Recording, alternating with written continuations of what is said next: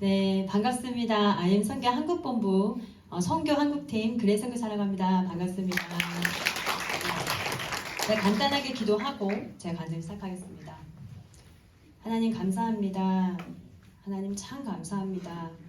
이렇게 전 세대가 함께 모여서 캠프를 열 수 있는 이런 공간과 시간과 사람들을 허락하시며 감사합니다. 하나님 이 시간에 하나님께서 세우신 이유는 이 시간을 통해서 제 삶을 통해서 하나님께서 역사하셨던 시간들을 통해서 하나님을 발견하고 지금까지 어떠한 삶을 살았건 이후의 모든 삶 가운데 내가 결단하고 하나님 나라를 위해서 진짜 달려가 보겠다는 그 한 명의 누군가를 위해서 이 자리에 세워주신 줄 믿습니다. 삶을 자랑하고 삶을 드러내는 시간만이 되는 것이 아니라 하나님께서 이 시간을 통해서 저를 통해서 주시고 싶은 그 말씀을 제 입에 붙여주시고 그것이 전해지는 통로 되게 하여 주시옵소서. 처음부터 끝까지의 모든 시간을 하나님께 올려드립니다. 감사드리며 살아계신 예수 그리스도의 이름으로 기도드렸습니다. 아멘. 네, 반갑습니다. 네, 너무 환영합니다. 일단 환영합니다. 그리고 제가 사실 부모 교사 세대를 있었을 때 재정교육을 많이 했어요. 제가 원래 전공이 회계하기도 하고 재정과 회계를 한 지 사실 한 20년 정도 된 것 같아요. 전공을 하고 또 직장 생활을 하고 또 선교회에서도 재정을 또 담당을 하고 있거든요. 그런데 이렇게 간증을 제가 강의 때 중간중간에 짧게 어떤 사건들을 중심으로 간증을 했었는데 이렇게 간증만 한 적은 사실 처음이라 어디서부터 제가 이제 올해 44시고 내년에 45인데요. 어디서부터 내 인생을 끊어서 어디까지를 드리면 좋을까라는 고민을 하고 또 아침에 이제 6시가 새벽인지 아침인지 모르겠습니다. 기도하면서 하나님 무엇을 말씀해야 할까요? 누군가의 어떤 한 사람을 위해서 하나님이 이 자리에 세우셨을 텐데 무엇을 전하면 좋을까? 저 참 질문을 많이 하거든요. 제가 아이들한테 늘 하는 얘기가 있는데 얘들아 사람한테 물으면 사람의 대답을 듣는 것이고 하나님께 물으면 하나님의 대답을 듣는 거야. 제가 이 얘기를 참 많이 하고 실제적으로 참 질문을 많이 합니다. 근데 다 답변을 해주시진 않았어요. 아시죠? 하나님 가끔 동서답하시는 거 아시죠? 질문하면 내가 너를 사랑한다. 이런 질문 이렇게 대답하시고 다 아시죠? 네, 그래서 그 질문을 많이 하지만 누군가 입술을 통해서 전해 주실 때도 있으시고 결국은 꼭 내가 원하는 응답은 아니지만 결국은 응답을 다 주시더라고요. 그래서 기도하면서 하나님 무슨 말을 해야 할까요? 어디서부터 끊어야 할까요? 라는 기도를 하고 또 포인트를 교사에 두어야 할까요? 부모에 두어야 할까요? 왜냐하면 저는 교사하면서 부모이기도 하거든요. 저는 14살, 12살 아이를 키우고 있어요. 그래서 여러 가운데 제 삶을 통해서 하나님께서 역사하신 순간을 한번 나눠보겠습니다. 제 그 선교회에서의 어떤 제가 하고 있는 사역에 대해서 간단하게 소개를 드리면요. 제가 한국 선교 저희 이제 IM 선교회는 미국 지부도 있고 필리핀 본부도 있지만 한국도 본부가 있죠. 한국 본부에는 3팀이 있어요. 처음에는 저희가 한국 선교팀 그리고 선교 한국팀, 열방 선교팀이 있는데요. 한국 선교는 뭐냐면은 우리 공동체, 우리 교회 안에 공동체를 세우자라는 것을 비전으로 품고 있는 것이에요. 그래서 저희 이제 그 본부에 보면은 MK팀이 있어요. 저도 14살, 12살 아이가 있는데 12살 아이는 초등학생이지요. 초등까지는 MK팀에서 또 선교사님, 에밀리 선교사님께서 그 선교사 자녀들을 또 저는 2명밖에 없지만 우리 또 선교사들은 자녀를 많이 놓거든요. 그래서 4명 있는 집, 5명 있는 집 해서 그 MK가 20명인가 21명 정도 되는 것 같아요. 벌써 한 팀이죠. 그 MK팀을 또 있고 그리고 저희 본부에서는 공동체 팀이라고 해서 중3부터 고3까지 아이들이 있어요. 한 60여 명 정도가 있는데요. 대부분 이제 고등학생들이죠. 그런 이제 공동체 팀을 담당하고 있는 팀이 있고 그리고 저희가 인투젠 팀이라고 해서 청년들이죠. 청년들, 이제 대학생들, 예를 들면 군대 가기 몇 달 전 훈련받는 친구들도 있고, 내가 한번 훈련을 받고 싶습니다. 미디어를 끊어보고 싶습니다. 아니면 공부를 한번 해보고 싶습니다. 여러 가지 목적으로 오지만 결국 하나님 만나게 된다는 그런 팀이 이제 인투젠 팀이 있어요. 이 팀이 이제 저희가 이제 한국 선교팀이라고 부르고요.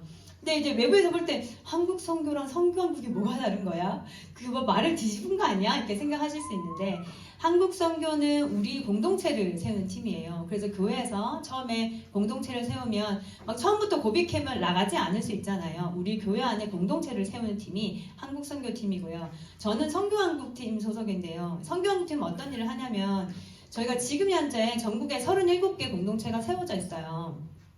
교회를 중심으로 세워져 있고요. 그리고 내가 이제 이런 공동체를 세워보고 있습니다라고 해서 저는 인큐베이팅이라고 부르거든요. 인큐베이팅 센터에 들어가서 인큐베이팅을 여기 지금 보니까 인큐베이팅 들어가신 분들이 지금 여기 보이네요. 곳곳에. 네, 인큐베이팅 팀이 11개의 공동체가 있어요. 이제 곧 세워질 3개월이거든요. 곧 세워질 예정입니다. 그리고 컨설팅 팀이 있는데 컨설팅 팀은 뭐냐면 그러면 우리 교회에 한번 이런 공동체를 세워보고 싶은데 어떻게 해야 될까요? 라고 해서 본부와 이렇게 상의를 하고 있는 팀들을 저희는 컨설팅 팀이라고 불러요. 컨설팅 팀이 현재 15개가 있어요.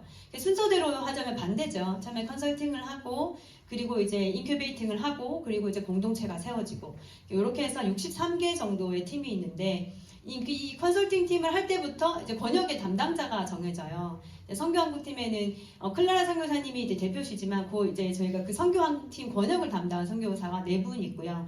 좀 전까지 강의를 주셨던 우리 제시카 선교사님 있으시고 그리고 제가 있고요. 그리고 우리 제치 선교사님, 우리 가브리엘 선교사님 좀 뒤쪽에 또 계신데 가브리엘 선교사님 이렇게 4명이 전국의 권역을 담당하고 있고 저는 제 권역은 서울이랑 그리고 인천, 그리고 대전, 충남 그리고 홈스쿨 이렇게 담당을 하고 있어요. 그래서 이 선교한국팀이 이 전국을 아우르면서 뭐를 하냐면은 뭐 행정적인 일도 처음에 돕죠. 뭐 WCS를 할 때 뭐 입학은 어떻게 할 거냐, 뭐 결석기는 어떻게 할 거냐 이런 이제 행정적인 일도 담당을 하지만 실질적으로 이제 학교를 세운다는 것은 저희가 상담을 할 때는 학교 어떻게 세우나요 하는데 사실 저는 학교는 아니에요. 왜냐면 그거는 4분의 1이에요. 저희가 홀리 트리니티 시스템이라고 부르는 신앙생활 선교 중에서 학습의 한 파트가 사실 학교고요. 그 모든 것을 아우르는 선교사를 양성하기 위한 이 시대에 전인격 전인생 전방향 한 사람의 선교사를 세우기 위한 기관이거든요. 그래서 4분의 1이기 때문에 그 나머지 아이들 생활을 어떻게 할 것인지 아이들 신앙을 어떻게 할 것인지 문제가 생겼을 때 어떻게 해결할 것인지 전반적인 것에서 저희가 함께 하고 있는 그런 팀이 선교 한국팀이라고 생각을 하시면 될 것 같고요. 그리고 이제 CBUP가 또 있죠. CBUP는 이 컨설팅 전 단계예요. 지금 제가 알기로 한 101개 교회가 CBUP를 하고 있는 걸로 제가 알고 있고요. 매월 개설을 하면서 또 많은 분들이 하는데 굉장한 꿈일 거예요. 왜냐면 제가 처음에 이거 나중에 또 얘기를 하겠지만은 본부에 저는 굉장히 나이는 적지 않은데 본부 선교사님 중에서는 굉장히 늦게 조인을 한 케이스이기 때문에 본부로 들어간 것은 2020년 8월이었어요. 지금은 없어진 안성센터에 제가 들어갔었고요. 그때 8월 17일 날 정확하게 들어갔는데 8월 15일에 저희 어머니께서 이제 전도사로 사역을 하시면서 중보기도를 하시는 분이세요. 8월 15일 날 새벽 기도 후에 저한테 전화를 주셔서 하신 말씀이 있었어요.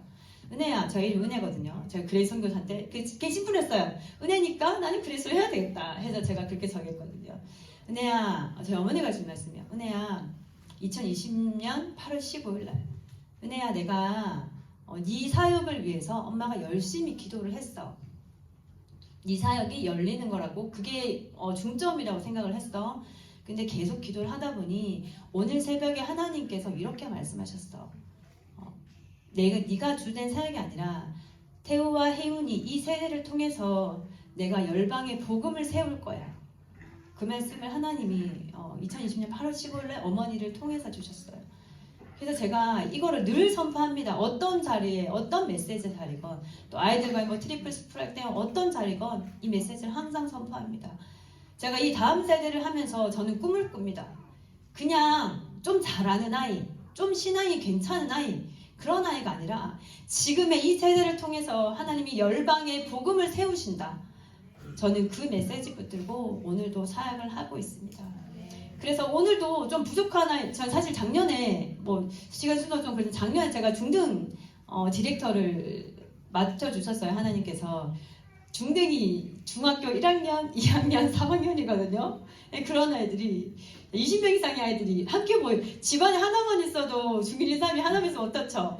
어휴 진짜 막 이렇게 나오죠. 네, 그런 아이가 20명 있어요. 원래 40명이었는데 코로나 터지면서 좀 나가기도 하고 해서 한 25명 정도가 있었던 것 같아요. 제 기억에. 와, 정말 그 시간을 통해서 제가 1년의 시간을 통해서 제가 느꼈던 거는 이런 거였어요. 나의 시선으로 판단하지 말자.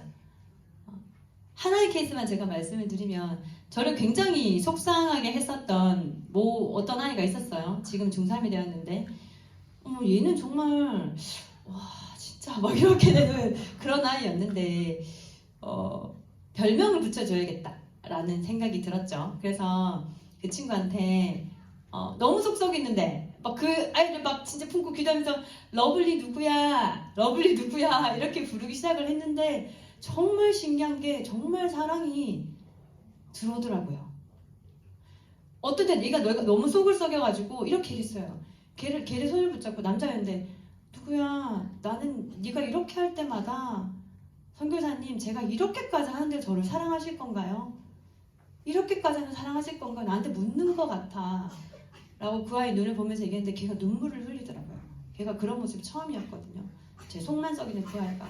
그때 진심이 아이들을 하다 보면 어른은 금방 친해지는 것 같은데 사실 진짜 친해지진 않고 속까지 들여다보면 힘들어요. 근데 아이들은요 진짜 친해지기 쉽지 않거든요. 근데 어느 순간 이 아이가 딱 나하고 감정이 접점이 되는 순간 이 아이들은 다 열어줘요 정말. 그 순간에 그 아이 눈과 내 눈이 마주치면서 그 감정이 전해졌다라는 순간이 딱 오더라고요. 그리고 그 아이는 저한테 마음이 열기 시작했어요. 그리고 여전히 속은 썩였어요. 속 안 썩이고 그렇지는 않았어요. 여전히 속은 썩였지만 그 아이를 붙들고 기도할 때 오늘의 모습은 늘 사고치고 제가 혼내면은 짐 싸들고 나가겠다고 캐리어를 들고 나오는 아이였는데 하나님이 저한테 그 아이는 그 아이를 기도할 때 그 아이 얼굴과 열방선교사라는 5글자를 보여주시더라고요. 아 그렇구나. 오늘에 보는 이 아이의 모습은 정말 뭐 같을지 모르지만 하나님은 이 아이를 열방선교사로 키워가실 거구나.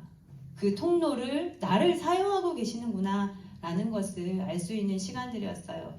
간단하게 제가 말씀을 드렸지만은 이 다음 세대의 사역을 함에 있어서 첫 번째는 나은 것 같아요. 나를 먼저 훈련시키고 내가 먼저 통로를 쓰임받을 맞는 것이 제가 지금 최재천 박사님 어떤 책을 읽고 있는데 거기서 굉장히 멋있는 문구가 나오더라고요. 그게 뭐였냐면 가르치지 않았는데 배움이 일어난다. 참 멋있지 않습니까? 가르치지 않았는데 배움이 일어난다. 저희가 뭐 인포멀 교육, 논포멀 이렇게 얘기를 하지만 우리가 선교사는 삶으로 보여주는 것을 통해서 사실은 아이들한테 하는 거지. 만약에 내가 말하는 것을 통해서 아이들한테 배움이 일어났다면 아니 저희 다 엄마 밑에서 자랐잖아요. 엄마의 잔소리를 들은 사람은 다 변화가 일어나고 막 심적인 엄청난 영향이 있어야 할 텐데 그렇지 않거든요. 삶을 통해서 배우고 삶을 통해서 가르치지 않았지만 배움이 일어난 현장이 이 다음 세대 현장이고 그렇게 따라온다는 것은 사실은 아이들은 말을 통해서 배우진 않아요. 제가 요즘에도 저녁에는 웬만하면 핸드폰을 보지 않는데 언제 자각을 했냐면 저희 딸이 이제 혜윤이라는 딸이 있어요. 12살 딸이. 엄마는 왜 집에 와서 엄마 나한테 핸드폰 하지 말라고 하는데 핸드폰을 해? 저는 카톡으로 저희는 성교회가 많은 창이 있죠. 다 창으로 일을 하거든요. 일을 한 거였지만 얘가 보기에는 핸드폰을 한 거였어요. 엄마 나한테 좀 관심을 가졌으면 좋겠어. 그러니까 원래는 이렇게 표현할 수 있는 아이는 아니었어요. 계속 그것을 이제 교육이 되어 왔죠. 감정을 표현하는 방법, 말을 하는 방법, 그리고 어떻게 내 아이의 감정을 전달하는 방법. 그래서 엄마 그렇게 하지 않았으면 좋겠어. 나랑 얘기를 하면 좋겠어. 라고 해서 알겠어 현아. 그럼 엄마가 저녁에는 되도록 급한 일 아니면 보지 않을게. 라고 하고 보지 않고. 이런 것들이 삶을 통해서 아이들한테 전해진다는 생각이 듭니다. 자, 그럼 제가 간증을 본격적으로 한번 시작을 해보겠습니다.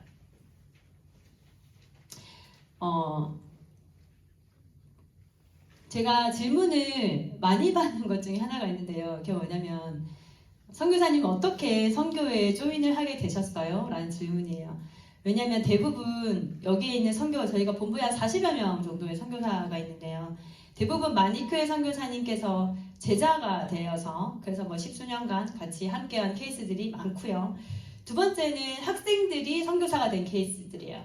지금 뭐 올리비아 선교사 뭐 등등등 저희가 이제 IN 국제학교에서 학생이었다가 지금도 저희가 뭐 셀라 뒤에도 있지만 셀라 선교사님 뭐 지금 이제 학생으로서 대학생이면서 다니는 선교사님들도 있거든요. 다 이제 IN 국제학교 출신들이시요. 그래서 이 학교를 다니다가 선교사가 된 케이스가 두 케이스가 사실은 가장 많고요. 그리고 제시카 선교사님도 외부에서 오셨지만은 이런 케이스는 굉장히 드문 케이스다라고 할 수 있어요. 저는 원래 직장을 다녔어요.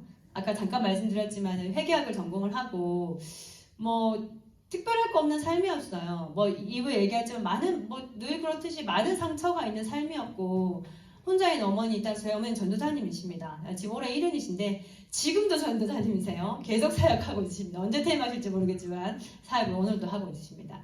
어머니를 따라서 많은 교회를 옮겨 다니면서 집이 외부에 있었던 적보다 사택에 산 적이 더 많아요.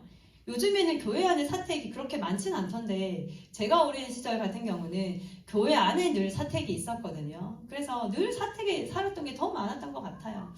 어렸을 때 뭐 5학년 때는 어머니가 그때는 기도원이 또 굉장히 많았었거든요. 토요일 어머니 따라 기도원 갔다가 방언도 받기도 하고 근데 그 이제 귀중한지 몰랐죠. 하나님의 은사가 굉장히 소중한 거였는데 귀중한지 모르고 그렇게 흘러다니다가 또 고등학교 때는 저희가 오후 예배가 있었던 교회였는데 마치고 소그룹 모임이 있었어요. 반주도 하고 기도회도 했지만 사람을 좋아하고 사람 만나고 이렇게 모이는 걸 좋아하기 때문에 그 자리를 좋아했을 뿐 하나님을 만난 건 아니었어요. 그냥 그리고 난 다음에 결혼을 했죠. 결혼을 했는데 저희 남편은 그렇게 신앙이 없는 사람이었어요. 지금은 그때보다 훨씬 이렇게 좋아졌지만 어쨌든 그때는 신앙이 별로 없었고 그러나 교회는 늘 다니는 저희 남편이 48인데 중2 때 옆집 형이 야 교회 가자 뭐 해줄게 뭐 이렇게 해가지고 다닌 교회를 지금도 다니고 있어요. 네 지금도 계속 잘 다니고 있습니다. 그 교회를 저도 선교에 들어오기 전까지 다녔고요. 그랬었고 근데 결혼을 하고 저도 신앙이 별로 없고 전도사 딸이로 살았지만은 늘 도망가고 싶었어요. 어떻게 하면 엄마의 범위를 좀 벗어날까? 빨리 결혼해야겠다. 그렇게 빨리 28에 결혼했는데요. 결혼을 하고 교회를 조금 다니다가 어느 주일날 무슨 일이었는지 한 번 안 나갔어요. 아무도 안 나가니까 왜 근데 이제 모태신앙들은 이렇게 두려움이 있거든요. 왠지 내가 오늘 교회 안 나가면 다리가 부러질 것 같고 왠지 막 지갑이 없어질 것 같고 교통사고가 날 것 같은 그런 불안감이 있거든요. 그런데 한 번 안 나갔는데 아무 일이 일어나지 않았어요. 그 다음 주에 또 나갔겠죠. 찝찝하니까 무슨 일이면 어떡해 뭐 걱정되잖아요. 나갔겠죠. 근데 그렇게 하다가 한 번, 두 번 교회를 안 나가기 시작했는데 그러니까 아무 일도 일어나지 않는 거예요. 그래서 그렇구나 하던 게 나가던 1년 반을 교회를 나가지 않았어요. 정말 신기하죠. 모태신앙으로 뱃속부터 믿었던 제가 결혼을 하고 하나님을 떠나게 됐어요.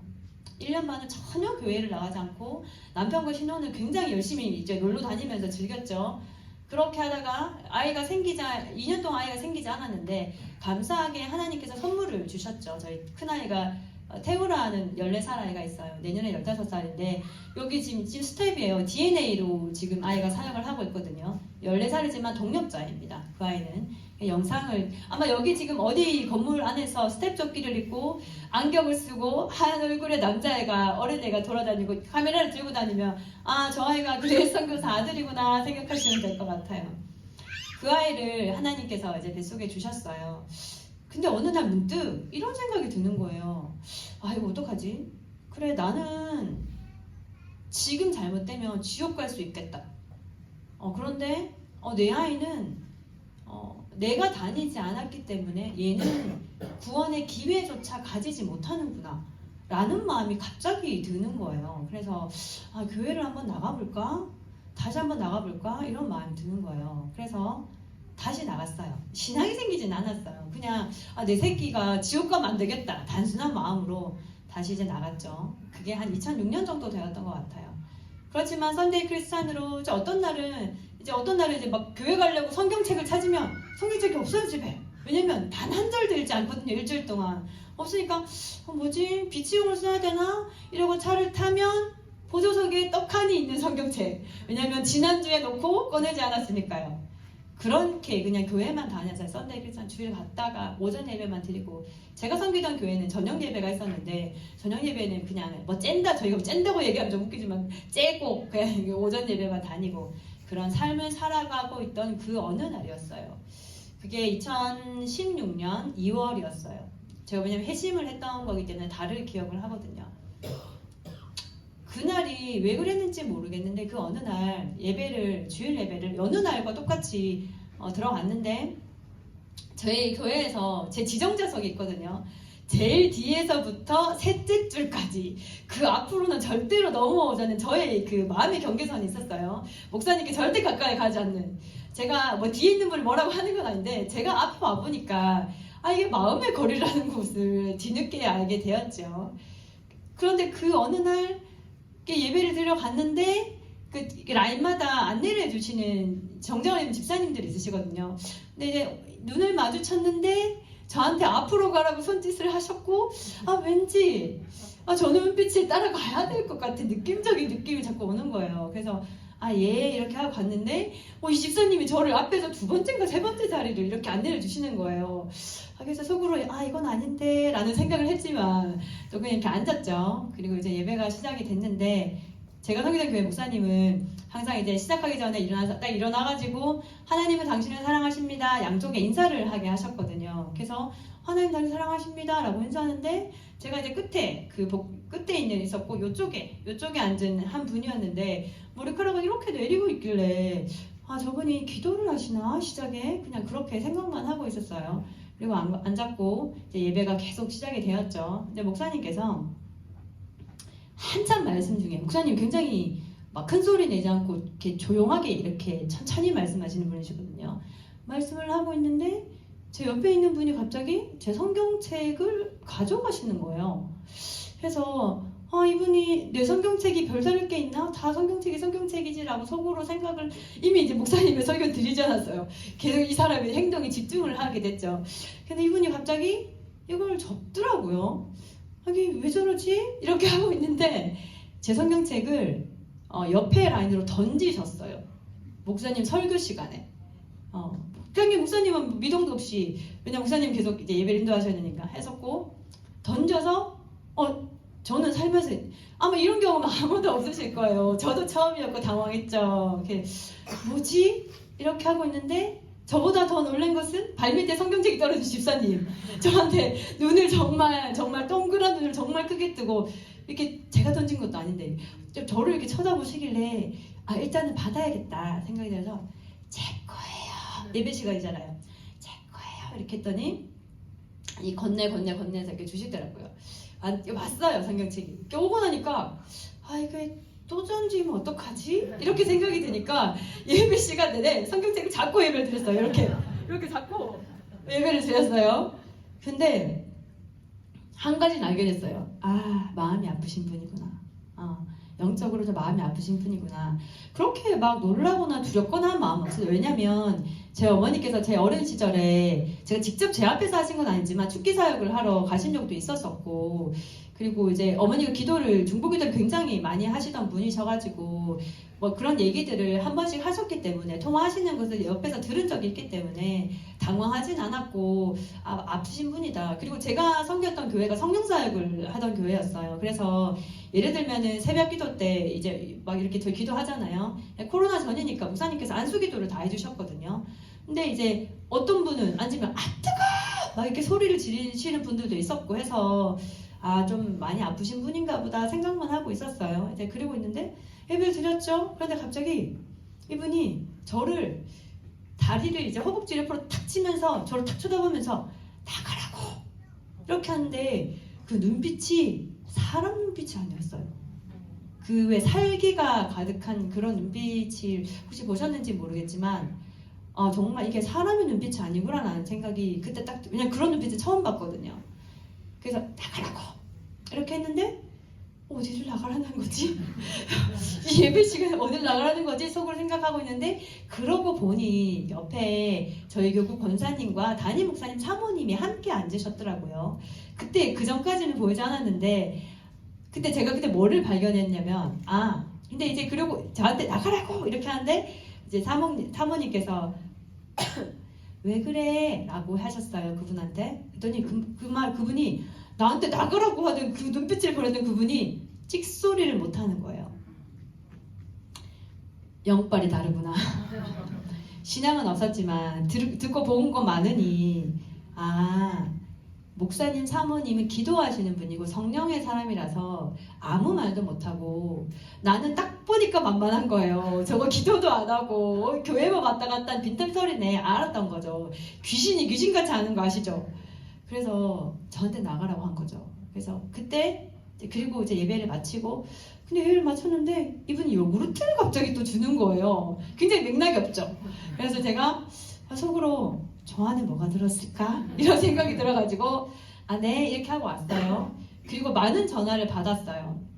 제가 그 교회 한 10년쯤 다녔을 때인데 저는 뭐 성경책만 들고 왔다 갔다 하다 보니 저를 아는 사람은 없었지만 저희 남편이 중2 때부터 다닌 교회고 그 교회가 그때는 한 300명쯤 됐었나 했는데 제가 다닐 때쯤에는 거의 한 2,500명 정도? 그래서 뭐 다음 세대 유치부터 청년이 한 1,000명이 됐었고 어른이 한 1,500명 정도 되는 교회였거든요. 그래서 제가 누군지 몰라도 저 사람이 곽 집사의 부인이야 라는 것은 많은 사람들이 이제 알고 있었던, 왜냐면 저희 남편이 뭐 찬양 인도도 하고 뭐 이런저런 사역들을 많이 했었거든요. 그래서 막 전화를 받았어요. 괜찮아? 괜찮아? 막 이렇게 전화를 많이 받았죠. 괜찮아요. 많이 아프신 분인 것 같아요. 라고 하고 이제 넘겼는데 그때부터 고민이 들더라고요. 내가 이 교회만 다녔고 신앙이 없으니 이 귀신도 나를 무시하는구나. 제가 자존심이 지금은 뭐 그렇게 그때는 자존심이 굉장히 막 강할 때라 가지고 굉장히 자존심이 상하는 거예요. 그 문제가 이건 아닌데 이건 아닌데 내가 귀신한테 아무리 그래도 내가 못된 신앙인데 귀신한테 무시받는 건 좀 아닌데 그래서 기도를 해야겠다. 마침 그때 이제 그때가 13년차 회사를 다니고 있을 때였어요. 회사를 이직을 해야겠다라는 생각을 하고, 왜냐면 제가 회계학을 하면서 약간 불법은 아니지만 편법을 해야 될 순간들이 있어서 그게 좀 마음의 부딪힘이 왔을 때였어요. 회사 이직을 해야겠다라는 생각과 일단 기도를 해야겠다라는 마음에 주셔서 남편한테 나눴더니 그래? 그러면 일주일 뒤에 우리가 특세를 시작을 하는데 일주일 기다리지 말고 그럼 같이 하자. 저희 남편도 단 한 번도 새벽 기도를 가지 않던 사람이었거든요. 어떤 마음이었는지 같이 가자라고 해서 이 또 동력자가 생겼잖아요. 좋아. 그리고 가서 했어요. 기도를 자리에 앉았죠. 저희 기도제 뭐였을까요? 직장 하나님 제가 정직하게 일할 수 있는 회사를 다니게 해주세요 라는 게 제 기도 제목이었죠. 앉았는데 제 기도 제목과는 관계없이 하나님께서 일주일 동안 회개를 하게 하셨어요. 세례 요한도 그렇고 예수님께서 복음 보낼 때 뭐라고 하셨죠? 회개하라 천국에 가까워왔느니라. 하나님과 가장 가까워진 건 사실 회개죠. 회개가 꼭 성령 충만이죠. 회개를 일주일 동안 했어요. 정말 회개할 게 많더라고요. 어쩜 그렇게 계속 생각하게 하시는지 눈물, 콧물 뭐 다 짜고 그냥 나는 분명히 아침에 출발할 때는 오늘은 내가 직장을 위해서 기도해야지 라는 굳은 결심을 하고 출발했는데 앉으면 회개가 나오는 거예요. 앉으면 회개가 나오고 일주일을 회개했던 것 같아요. 그리고 일주일이 되었을 때가 아마 특세가 시작하고 첫날이었거나 둘째 날이었던 걸로 기억을 하는데 하나님을 만났어요. 하나님께서 이렇게 말씀하셨어요. 딸아, 사랑한다. 하나님한테 처음 들은 음성은 딸아, 사랑한다 했어요. 제가 아버지 없이 자랐어요. 어머니가 혼자 키우셨고, 근데 아버지가 왜 없었냐면 제가 4살 때 아버지가 바람이 났어요. 저희 아버지는 강도사까지 이제 자격증은 아니죠. 강도사까지 이제 시험을 치셨고 이제 목회자로 가기 위한 그 길에서 미끄러지신 분이시고 이제 그래서 저희 집안이 뭐 서점도 하고 그리고 뭐 이렇게 문구도 하고 했었어요. 학교 앞에서 했었는데 그때 아버지가 다른 사람을 사랑해서 제가 4살 때였거든요. 그래서 어떤 기억까지 있냐면 사람한테 가장 어릴 때 기억이 4살이 사실 기억이 잘 나지 않아야 되잖아요. 근데 전 4살의 기억이 있어요. 저희 집 3층이었는데 저희 아버지가 저희 어머니를 목을 조르면서 바깥에 던지려고 하시고 때리고 하는 그 기억이 있었거든요. 그래서 그 기억이 굉장히 인생의 쓴뿌리였고 그 기억 때문에 사람과의 정상적인 관계를 맺기가 힘들었어요. 앞으로 겉으로는 친한 척 했지만 마음속에 어떤 마음이 있었냐면 그래 저 사람은 결국 나를 버릴지 몰라. 너무 친해지진 않아야 돼. 왜냐면 내가 상처받기 싫으니까. 너무 가까이 가서는 안 돼. 이런 마음이 늘 있었는데 그 회개하고 하나님께서 음성을 들려주신 이후에 그 상처를 치유를 해주셨어요. 어떻게 치유를 해주셨냐면 3일을 밤이고 낮이고 그게 동영상처럼 계속 플레이가 되는 거예요. 제 기억 속에 사진 한 장으로 남아있던 기억이었는데 하나님이 그날 기도할 때 어떤 걸 보여주셨냐면 처음에 엄마 아빠가 싸우고 있고 아빠가 때리면서 어머니를 던지려고 하고 그런데 4살인 제가 둘 사이에서 내가 어떡하지? 그 감정이 어떤 감정인지 몰랐는데 하나님이 기도 때 알게 해주셨어요. 내가 사랑하는 엄마가 저렇게 당하고 있고 내가 엄마를 도와줘야 되는데 난 너무 어려워. 내가 엄마를 어떻게 도와줄 수 있지? 나는 어려서 아무것도 할 수 없어. 왔다 갔다 엄마 보면 아빠 보면 했던 그거를 38살인 제가 그때 38이었고 38살인 제가 그 모습을 동영상으로 보게 해주시면서 그때 제 감정을 알게 해주시더라고요. 그렇구나. 내가 사랑하는 엄마가 저렇게 당하고 있는데 내가 도와줄 수 없다는 그런 감정이 내 쓴뿌리에 있구나라는 것을 직면하게 하셨고 3일 동안 계속 그 장면이 되풀이 되더라고요. 그런데 놀랍게도 기도하는 그 3일 동안 하나님이 그게 치유와 회복이 일어나면서 그때도 내가 너를 알고 있었어. 그때 내가 너와 함께 있었어. 네 인생 가운데 내가 함께 있었어. 그거를 하나님께서 보여주셨어요. 정말 신기하죠? 완벽한 치유가 되었어요. 지금은 이 얘기를 해도 하나도 아프지 않아요. 그리고 그때부터 제가 사람과의 신뢰라든지 사람에 대한 이해라든지 그리고 사랑이라든지 제가 이렇게 이거 말고도 참 깊은 상처들이 많아요. 왜냐면은 그러면서 근데 어머니는 한 번도 아버지 욕을 하신 적이 없어요. 지금까지 단 한 번도. 그런 깊은 상처가 있었지만 제가 이 얘기를 이거는 하나님께서 동영상으로 보여주셨지만 그 전에 이제 외할머니와 같이 살면서 저희 할머니는 돌아가시기 일주일 전에 영접하신 분이시거든요. 그래서 늘 막걸리를 드시고 동네 사람들과 이 젓가락으로 노래를 부르시면서 늘 아버지 욕을 하셨어요. 아유 느에베 같은 놈. 늘 욕을 하셨거든요.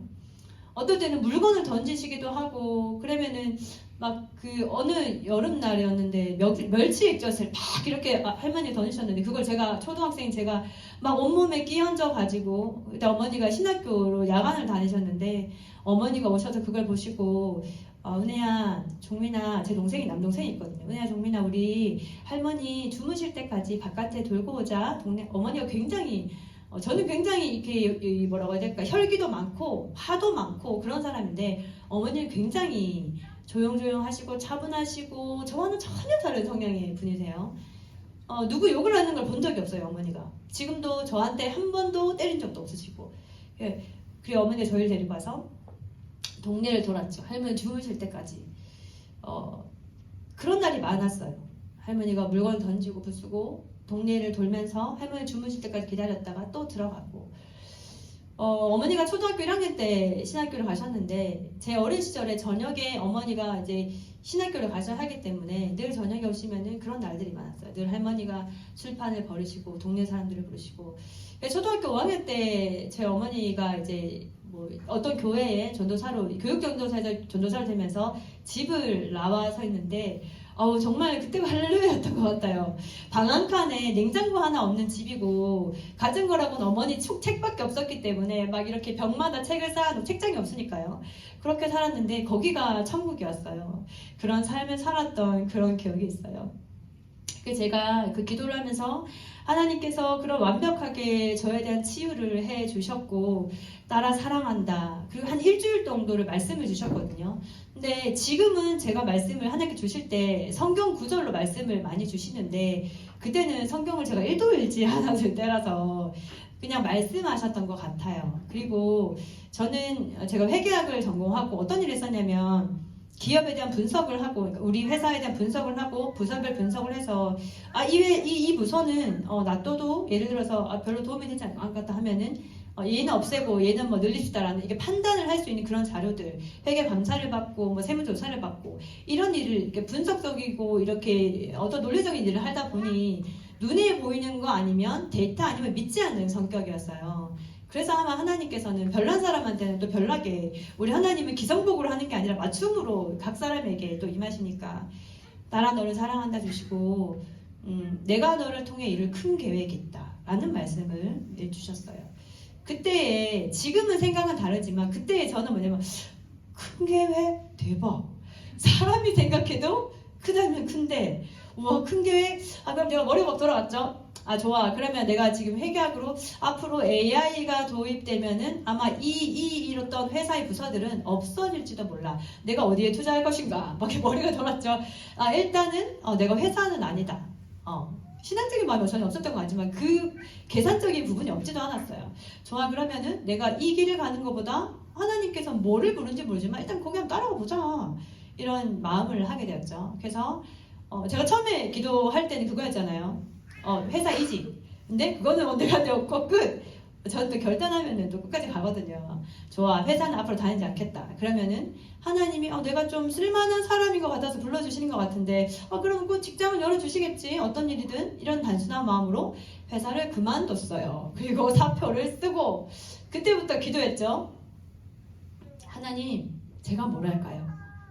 하나님 불러주셨죠? 그 큰 계획이 뭔가요? 제가 무엇을 해야 될까요? 6개월 동안 새벽 기도를 하는데 응답이 없으신 거예요. 열심히 기도했어요. 진짜.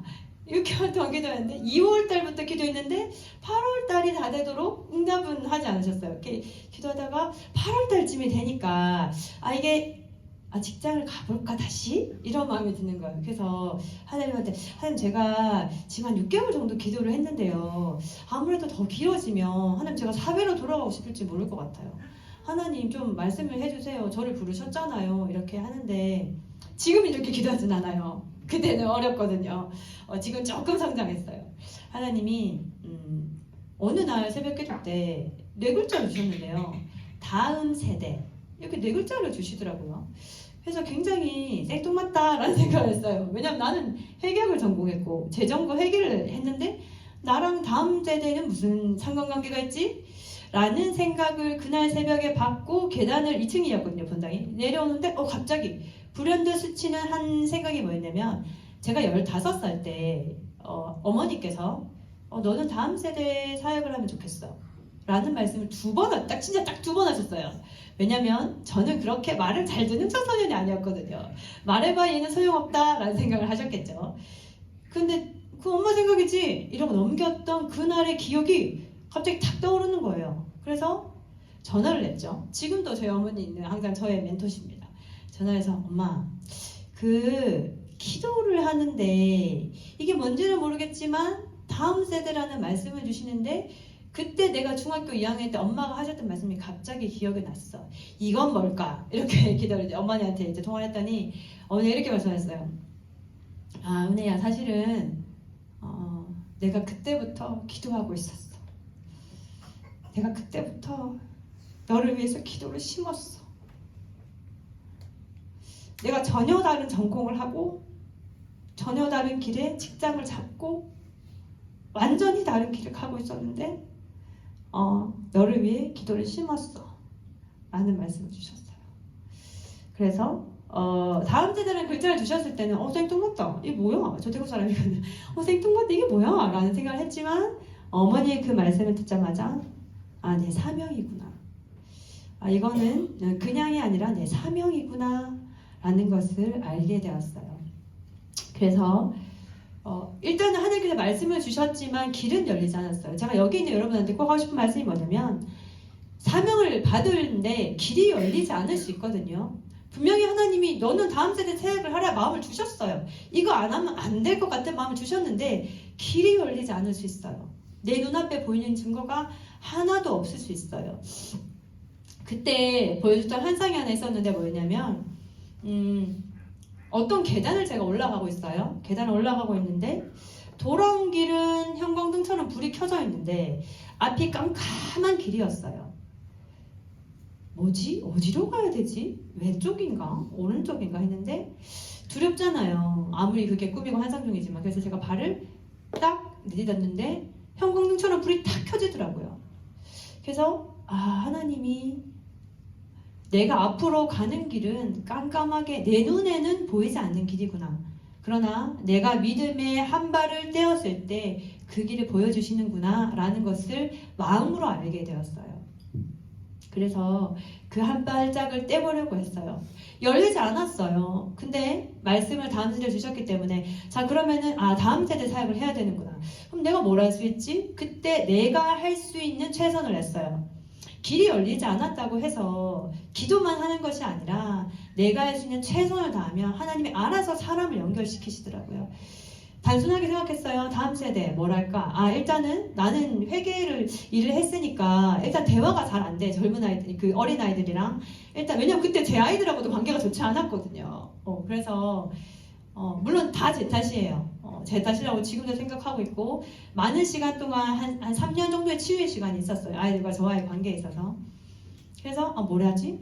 일단은 청소년 제 주위에 또 청소년 상담사 당시에 자격증을 국가 자격증이니까 그 따는 분들이 많았거든요. 일단 그걸 하면서 내가 아이들과 대화할 수 있는 상태를 나를 만들어야 되겠다 생각을 해서 그거를 하려고 알아봤더니 저는 이제 회계학 전공이니까 심리학이나 복지학이나 전공하지 않으면 시험 칠 자격이 주어지지 않더라고요. 그래서 오케이 그러면 심리학을 평생교육원으로 1년을 전공해야 되겠다. 이게 48학점이거든요. 따야 돼요. 16과목이에요. 그거를 1년 안에 따겠다. 한 학기에 8과목, 2학기 때 8과목 해서 따자. 자, 그러면 뭐하지? 내가 사역을 전혀 하지 않았구나. 내가 주일학교에서 중등부 교사를 맡아야 되겠다. 이 중등부 교사가 그 3D라서 잘 하지 않아요. 왜냐면 집사님들, 권사님들이 아이들 말에 상처받아가지고 그래서 잘하지 않는. 저희 11월에 사역 지원받으면 그 이제 전체 사역자 명단이 이렇게 나오잖아요, 교회에. 그러면 중등은 다른 부서들은 유년부 막 귀엽잖아요. 이렇게 2줄이에요, 사역자 줄이. 근데 중등은 한 줄이 채 되지 않는 거예요, 항상. 내가 이 중등 아이들을 맡아야겠다. 이제 하고 이제 사역 지원을 하고 그렇게 제가 할 수 있는 일을 했어요. 1년 동안 심리학을 전공하고 그리고 그 1년 뒤에는 청소년 상담사 자격증을 따는데 참 감사하게 합격이 되고 그리고 이제 면접을 보고 이런 일들이 일어나는 동안 중등부 사역을 해서 매일 제가 다녔던 교회가 전도를 계속 나가던 교회였거든요. 대구가 그 데프리카라는 별명이 있을 정도로 굉장히 더워요. 굉장히 그냥 덥다 정도가 아니라 와 진짜 숨이 막힌다 할 정도로 굉장히 더운데 여름이든 뭐 무슨 계절이든 비가 오든 눈이 오든 우리 이제 교회 전도사님을 해서 우리 선생님들이랑 학교 앞에 저희 한 3-4개 정도 학교가 있었어요. 그래서 아이들부터 한 4시 정도 마치거든요. 중학교 아이들은. 그래서 매일 나와서 우리 만 아이들 신방하고 떡볶이 하나를 사 먹이고 편의점 가서 라면 하나 사 먹이고 하면서 전도하고 뭐 하나 더 주면서 전도하는 것을 계속했어요. 전도하는 것을 계속하면서 제 안에 어떤 마음이 들었냐면 특별히 제일 고민이 깊었을 때가 제 큰아이가 5학년이 되었을 때였어요. 그 중학교 아이들을 제가 반을 맡은 제 남자아이들 반이었는데 어떤 일이 있었냐면 갑자기 선생님 저 가야 돼요. 주일날 예배 드리는 중에 갑자기 왜 어디 가는데? 선배들이 불렀어요. 안 가면 죽어요. 그래? 전사님한테 보고 드리고 일단 가게 하시라고. 저희 전사님 이러면서 하셨거든요. 선생님 그 아이들한테 선배가 부른다는 것은 회사에서 회장님이 호출하는 거랑 같습니다. 이렇게 표현을 하셔서 전도사님도 허락을 하시는 거예요. 그래서 그렇구나 해서 보내고 다음 주에 다른 아이들 통해서 어떤 일이 있었는지 알게 되었는데 3명의 아이였거든요. 그 다른 아이도 있었지만 간아이가 3명의 아이였는데 선배들의 말에 제대로 이제 반응하지 않았다는 이유로 운동장에 머리를 박고 뒷짐을 지고 담배 3개를 입에 물린 채로 손을 떼면 안 되는 거를 벌을 받고 왔더라고요.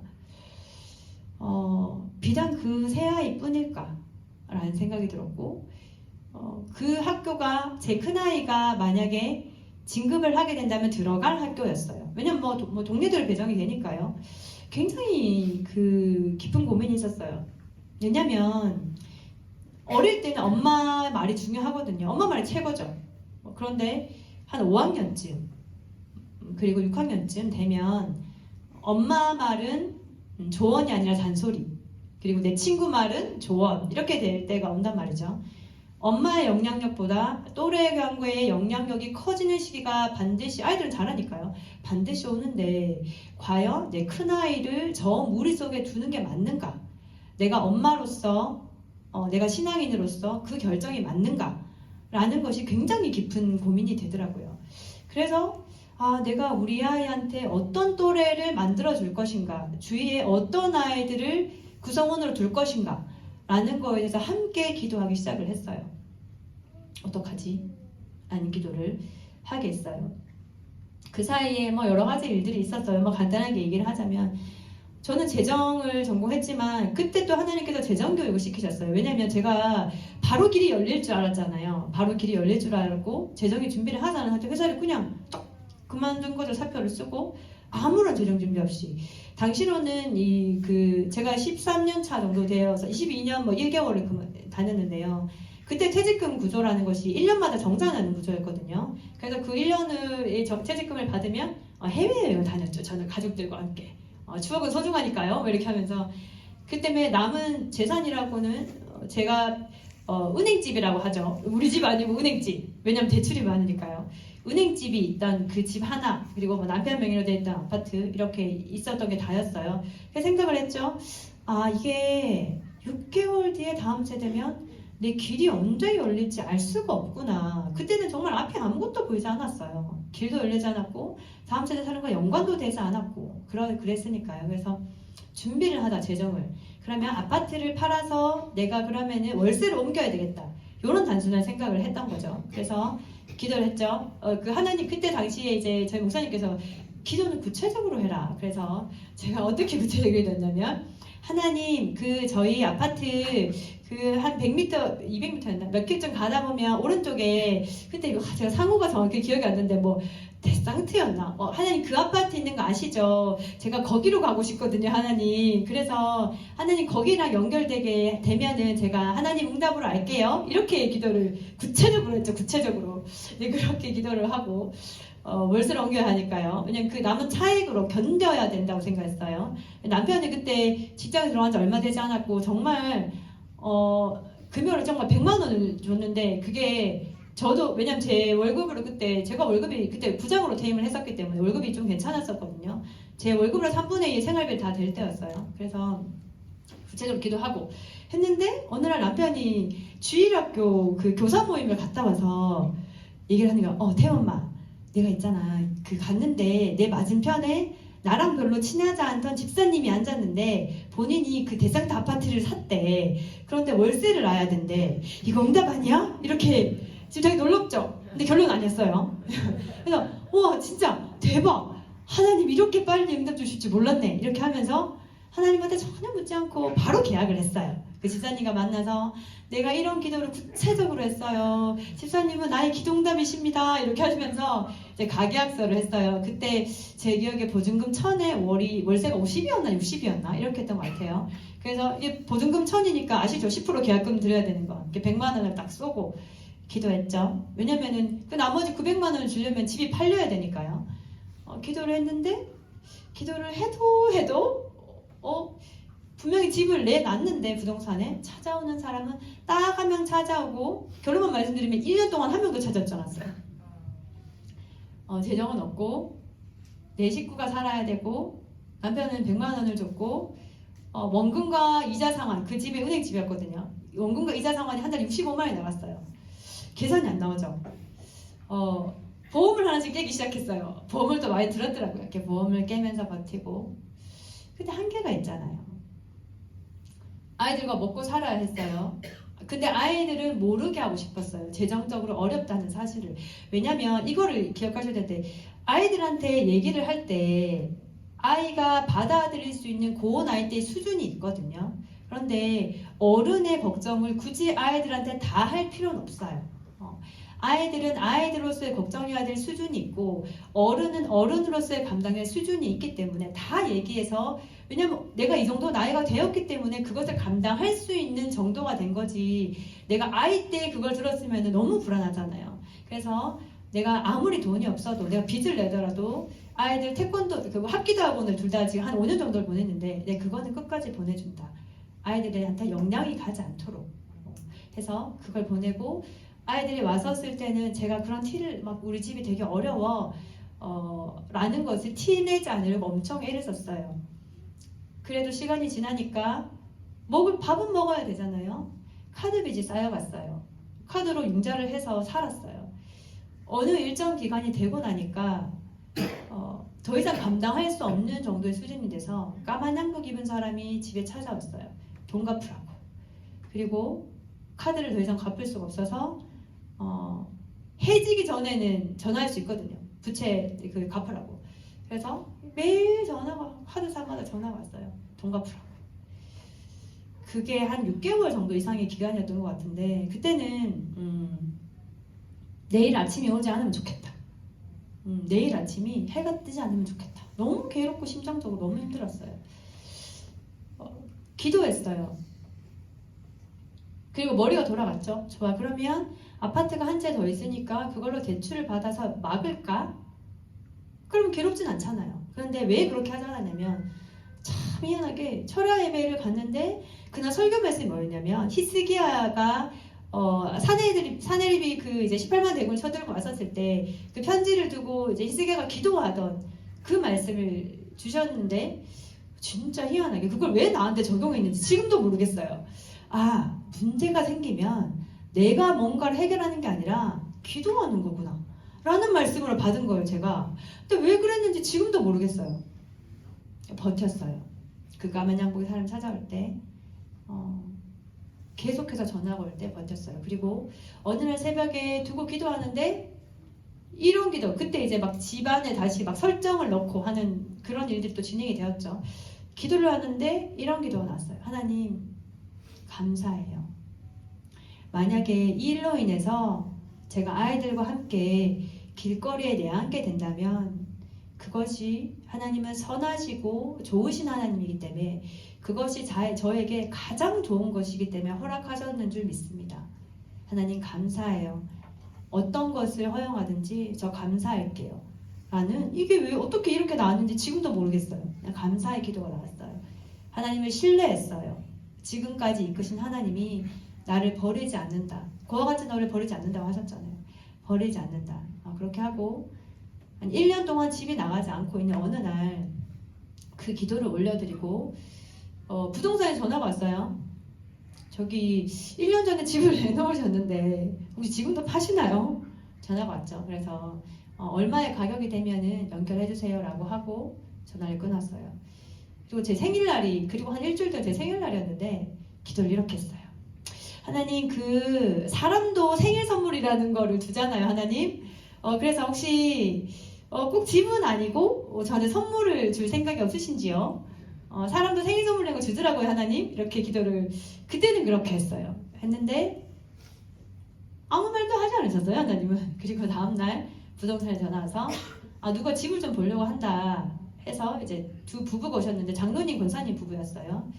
제가 저희 이제 집에 들어왔는데 제 소파에 성경책이 올려져 있으니까 교회 다니시나 봐요 이렇게 물으시더라고요. 그래서 네 어느 교회 다닙니다. 어느 교회 집사님입니다. 이렇게 얘기하고 우리도 뭐 어느 교회 장로고 권사인데 옆에 새 아파트로 이사 왔는데 시끄러워서 기가 울려서 살 수가 없어서 이사를 하려고 한다 라고 해서 네 여기는 절강같이 조용합니다.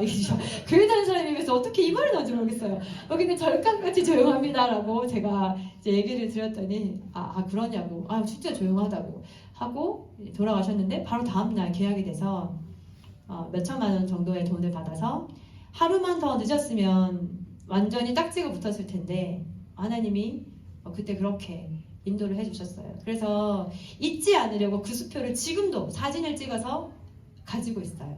하나님이 나를 이렇게 도우셨다. 내 평생에 이거 절대 잊지 않아야지.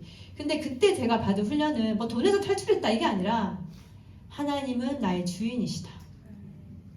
돈이 아니라 저는 하나님이 주인이라고 늘 얘기했거든요. 근데 재정이 어려우니까 하나님 제 주인이 아니었더라고요. 돈이 제 주인이었더라고요. 근데 하나님은 나의 주인이시다 라는 것을 제 몸으로 새길 수 있던 시간들이었어요. 그리고 한 번도 저를 어렵게 하신 적이 없으셨어요. 하나님께서 어려움에 내버려 두신 적이 없으셨어요. 지금까지도. 그런 시간들을 보내고 있었던 2018년 2월에 마이크 선교사님께서 제가 섬기던 교회로 히스토리 메이커라는 이제 제목으로 간증 집회를 사부 예배까지 드리셨거든요. 근데 저는 지금도 확신해요. 그 자리 나를 위해서 하나님 보내주셨다. 왜냐하면 지금도 제가 섬기던 교회는 다음 세대 사역하지 않아요. 그 시간을 통해서 쪼민하게 된 건 사실 저 하나밖에 없거든요. 그래서 저는 지금도 이 자리에 서면서 얘기를 이렇게 말씀을 드리면서 하는 것은 누군가 한 사람이 이 안에 반드시 있다. 이걸 통해서 내가 마음을 먹고 결단하는 사람이 반드시 한 명 있다. 저는 그거를 확신을 해요. 그 2월의 시간의 간증을 통해서 저렇게 팀으로 사역하는 다음 세대 팀이 있구나. 나도 저기랑 같이 하면 좋겠다. 라는 것을 속으로만 생각했죠. 그분은 설교자시고 저는 그냥 한 교인의 성도로서 말씀을 들었으니까요. 그렇게 가고 한 5월쯤 돼서 2018년 5월 달에 저희 교회에 꿈꾸는 음악학교라고 지금도 하세요. 팔공산에 있는 대안학교를 운영하는 집사님이 있으셔요. 저희 남편하고도 굉장히 좀 친한 집사님이신데 거기에 이제 부모학교가 6주차가 개설이 된다는 거였는데 저는 그건 알지 못했고 남편이 친한데 저희 남편이 당시 정수기 관련 이제 업을 하다 보니 그 대학교 가는 집사님이 저희 남편한테 연락이 와서 우리 정수기 한 데서 설치해야 되는데 좀 와달라고 저희 남편한테 얘기를 한 거죠. 남편이 찾아왔어요. 그래서 뭐 어디 놓을까 이렇게 보고 있는데 그 얘기는 하지 않고 그 얘기도 했죠 물론 했는데 우리 부모학교 하는데 6주 하는데 저번에 왔었던 그 IM 선교회 있잖아. 거기서 하는데 너무 좋대. 부인 집사랑 꼭 같이 와. 근데 돈은 20만 원이야. 이렇게 10만 원 10만 원이었거든요. 부부 각자. 그래서 그렇구나. 남편이 저한테 갈래? 이렇게 물어봤는데 처음에는 뭐하게? 왜냐면 그때 제가 청소년 상담사를 면접을 받고 100시간의 연수를 막 마칠 때였어요. 부산 교육원에 있는데 100시간의 연수를 받거든요. 그 교수님 30년씩 이렇게 하셨던 교수님 너무 좋았어요. 그래서 그 시간을 통과하고 얼마 되지 않더라서 뭐하러 어차피 나 100시간 연수 받고 이제 뭐 배울 거 다 배운 것 같은데 했는데 기도하면서 통로가 될지 모르겠다. 이것이 내가 뭔가 다음 세대에 연결하는 하나님의 통로가 될지 모르겠다라는 마음이 들어서 그냥 같이 가보자 이렇게 해서 했는데 내심은 마이클 선교사님께서 강사로 와주시는 줄 알았어요. 근데 가보니 그건 아니더라고요. 단단히 그때 펄 선교사님이 교장 선생님이셨어요. 부모학교에서 펄 선교사님을 알게 되었고 그리고 이제 여섯 차례에 이제 끝나고 그리고 6주차가 끝나면 수료식을 하거든요. 수료식을 하는데 마침 그때 마이클 선교사님이 근처에 집회가 있으셔가지고 수료식에 잠시 참여를 하셨어요. 근데 동원가시거든요. 그래서 여타 이제 그 부모학교 똑같이 자 어디 뭐 하실 겁니까? 뭐 퇴임하시죠? 퇴임하시고 뭐 필리핀 오세요. 막 이렇게 동원을 계속 하고 있으셔서 저한테도 부르셔서 저는 직장을 다니다가 이제 다음 세대 하라는 말씀을 받아서 이렇게 하고 있어요 하고 저희 남편은 정수기 관련 업을 하고 있었는데 그때 당시에 필리핀에 물이 너무 이제 막 안 좋다, 뭐 비싸다 이런 얘기를 해서 또 남편한테도 마음에 감동이 생긴 거예요.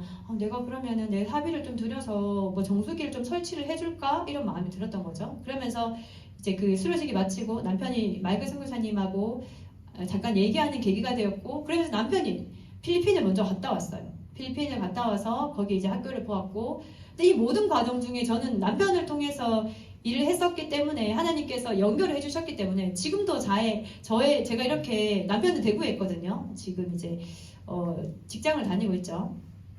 제가 이렇게 사역을 남편 없이 할 수 있는 것도 남편이 길을 열어줬기 때문에 남편은 아무 말도 하지 못해요. 본인이 다 열어갔던 길이었거든요. 마이클 선교사님 한 것도 본인이고 필리핀 간 것도 본인이고 그래서 아무 말을 하지 못해요. 저의 가장 늘 지지자가 되어주고 있어요. 필리핀에 들어가는 길에 당시에 이제 저희 어머니가 저를 기도하시는 분이니까 제가 이게 성경에 연결되는 걸 알면서 이런 말씀을 하셨어요. 은혜야, 세상에 사기꾼이 많다. 그때 냉동권사라고 혹시 아실지 모르겠는데 본인이 냉동인간이었다가 다시 했다 이런 권사님이 있으셔서 전국에 이렇게 간증을 다니고 하셨었나 봐요. 저는 잘 모르겠어요. 근데 어머니께서 은혜야, 그런 사람들도 많다. 잘 알아봐라. 사기꾼이 진짜 많다. 교회 안에서도. 그래서 엄마 알겠어 이렇게 하고 있었는데 그날 필리핀에 남편이 들어가던 날이 였는데 이제 마이크 선교사님께서 마이크 선교사님께서 이제 픽업을 나오시를 기다리는데 저희 남편이랑 같이 들어간 한 분이 있었던 거예요. 그날 필리핀에 이제 강사 목사님으로 초대된 분인데 이제 두 분 다 픽업을 하니까 서 있다가 남편이랑 어디서 오셨어요? 이렇게 그분이랑 목사님이랑 말씀을 나누게 된 거죠. 했더니 대구에서 왔습니다. 나도 대구 사람인데 알죠? 해외에 나가서 한국 사람만 봐도 반가운데 지역 사람 만나면 얼마나 반가운지. 그래서 그러냐고. 그래서 어느 교회 다니시냐? 어느 교회 다니냐 했는데 저 어머니 교회셨던 거예요. 그래서 어느 교회 출신이신 거예요. 그래서 우리 장모님 거기 전도사님이신데 이렇게 하니까 그래요? 누구누구 전도사님이세요? 라고 했더니 맞다고. 그렇구나. 이제 본인은 거기 출신이시고 서울에서 목회를 하시는데 아버님은 아직 장로님으로 계신다. 저희 어머니 교회에. 이런 얘기를 나누면서 돌아왔죠. 그리고 남편은 잘 학교를 보고 왔고 돌아와서 제가 어머니한테 이 얘기를 나누었더니 어머니가 그렇구나. 사기꾼이 아니구나 은혜야. 라고 얘기를 하셨고 저를 위해 중보기도 해주신 어머니한테 확신을 하나님께 주셨던 것 같아요. 그 목사님이 자녀를 보낼 만한 곳이면 거기는 완전히 믿을 만하다 라고 해서 그때부터 저희 어머니 전혀 의심을 거두시고 기도를 선교회를 위해서 또 저를 위해서 계속 기도를 해주시고 있으세요. 그렇게 하고 이제 돌아와서 제 남편이 이제 폴 선교사님도 알게 되고 이렇게 개인적으로 알게 됐는데 폴 선교사님 지나가는 말로 저 대구 사람인데 대전에 지나갈 일 있으면 정수기 한번 봐주세요. 아니 대구 사람이 대전에 지나갈 일이 뭐가 있겠어요. 그런데 지나갈 일 있으면 한번 봐주세요 했는데 저희 남편이 굉장히 착한 사람이거든요. 그래서 그게 마음에 걸렸나 봐요. 그래서 일부러 지나가기로 했어요. 그래서 한번 그냥 놀러도 가고 한번 가자 이렇게 해서 대전 본부를 이제 갔거든요. 가서 계단을 이렇게 올라가는데 그때 학생들의 그때 표정과 그걸 지금도 잊을 수가 없어요. 돌아가는데 그 인사를 I love let us smile이었는데 I love let 이렇게 하려고 지나가는 거예요. 무슨 말인지 모르겠지만 괜찮아. 무슨 말인지 몰라도 그 아이들의 표정과 이 밝음과 그 동태의 눈이 아닌 초롱초롱한 그 눈빛이 와 여기는 뭐지? 이런 생각을 하게 들었어요. 그 대전 옛날 본부 건물 올라가서 있었는데 마이크 선교사님이 지금도 홍길동이시잖아요. 어디 있는지 막 해외에 계신지 막 한국에 계신지. 저희 이제 논산의 본부에 보면 2층 사역자 숙소가 있는데 저희 마이크 선교사님이 제 앞집 바로 옆에 집에 사시거든요. 근데 거의 얼굴을 볼 수는 없어요. 근데 지금도 그렇지만 그때도 그러셨거든요. 홍길동처럼 막 다니는데 진짜 대박. 우리가 날짜를 기약하고 간 게 아닌데 마이크 선생님 그날 계셨던 거예요. 그래서 집에 오시라고 하셔가지고 뭐지 이렇게 가도 되나? 남의 집에 막 이렇게 해서 들어갔는데 대박. 마이크 선생님이 저한테 필리핀에 들어가라고 하시는 거예요. 그래서 네? 라고 했지만 또 우리 믿는 사람의 한 템포 쉬어가는 거 있잖아요. 네 기도해 보겠습니다 라고 우리 또 한 템포 쉬어갈 수 있으니까 하고 정말 근데 기도했어요. 하나님 제가 이 필리핀에 들어가게 되면 일단 집을 어떻게 해야 되죠? 하나님 아이들이 공교육을 다니고 있는데 학교를 정리해야 되나요? 하나님 그러나 하나님께서 허락하신 길이고 가라고 하시면 저는 다 놓고 가겠습니다 했는데 이게 기도하면 기도할수록 마음의 안정과 확신이 들어야 되는데 그렇진 않았어요. 그래서 어떻게 해야 되지? 한국에 이런 과정이 있으면 너무 좋겠다 라는 기도 아닌 그냥 말이었죠. 한국에 있으면 너무 좋겠다 했는데 그리고 한 달 뒤에 남편을 통해서 마이크 선교사님한테 연락이 왔어요. 한국에 CBUP라는 과정이 생겼다. 교육선교사 과정인데 1기다. 지금이 처음이다. 지금 들어가면 된다. 부인 집사님이 하면 좋겠다라고 연락을 주신 거예요. 그래서 2018년 9월에 CBUP 1기가 세워졌거든요. 그때는 오프라인이었어요. 지금처럼 온라인이 아니고 물론 온라인 수강도 했지만 1년의 과정이었고 1년의 과정이란 건 뭐냐면 바인더를 1년을 해야 됐었어요. 그리고 매일 찍어서 밴드를 올렸는데 그때 제가 올렸던 밴드에 이제 제리카 선교사님한테 제가 열심히 제 선망의 대상이었고 너무 멋있잖아요. 이렇게 올렸던 바인더에 올리고 이제 그렇게 하면서 한 달에 한 번은 대전을 가야 했었어요. 대구에서 대전을 가면서 근데 그 걸음이 얼마나 기뻤는지 몰라요. 내가 하나님께서 그 몇 년 전에 나한테 다음 세대라고 주신 그 말씀 이제 조금씩 현실화되는구나. 사역을 시작하지 않았는데 너무 기뻤어요. 갈 때마다. 대전에 한 달에 한 번씩 토요일에 특강을 했어요. 8시간 정도. 지금은 그렇게 모아서 특강할 수 없는 이제 강사진들이죠. 왜냐하면 레베카 선교사님, 클라라 선교사님, 제시카 선교사님, 그리고 코어 선교사님들의 모든 로이 선교사님, 펄 선교사님, 지금은 그렇게 모을 수 없을 것 같아요. 근데 당시에는 또 그게 가능했어요. 그래서 특강을 듣고 한 1년쯤 지났어요. 근데 그 이제 CBUP를 들으면서 제가 뭐를 했었냐면 그 부모학교를 하면서도 뭐를 기억에 남았냐면 정체성. 내가 지금까지 목사님은 분명히 말씀하셨을 텐데 저한테는 와닿지 않았던 그 정체성. 내가 자녀한테 뭐를 가르쳐야 되나? 무엇을 알려줘야 되나? 무엇을 전수해야 되나 했을 때 그 정체성. 그리고 CBUP를 하면서 9학년 14일이라는 것을 배우게 되었거든요. 그래서 뭐를 했냐면 집에서 아이들을 데리고 그거를 강의를 했어요. 앞으로 강의를 하게 될지 어떨지 모르겠고 너무 좋았어요. 9학년 14일 맞아, 내가 아이들한테 정체성을 가르쳐야 되지 라고 생각하면서 두 아이를 두고 아이들한테 9학년 14일을 가르치고, 그리고 그때부터 가정 예배를 시작을 했어요. 남편이 늦게 오면 늦게 오는 대로, 일찍 오면 일찍 오는 대로 아이들과 말씀을 교독을 해서 읽고, 그리고 나눔을 하고, 그리고 기도를 하고 하는 가정 예배를 매일 했어요. 주일 외에는.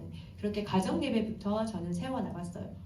심리학을 공부하고도 그것도 참 도움이 되었던 것 같아요. 왜냐하면 제가 뾰족하게 말하고 직설적인 성격이라 말했던 부분에 있어서도 아이들한테 공감할 수 있는 여유와 하나님께서 내게 부어주시고 상처를 회복하는 그 과정을 통해서, 그러니까 내가 누군가를 사랑한다는 것은 내가 살을 뜯어서 주는 게 아니라 하나님께 받은 것을 흘려보내는 통로거든요. 사실은 사람이라는 것은 나한테 있는 것을 막 주는 게 아니에요.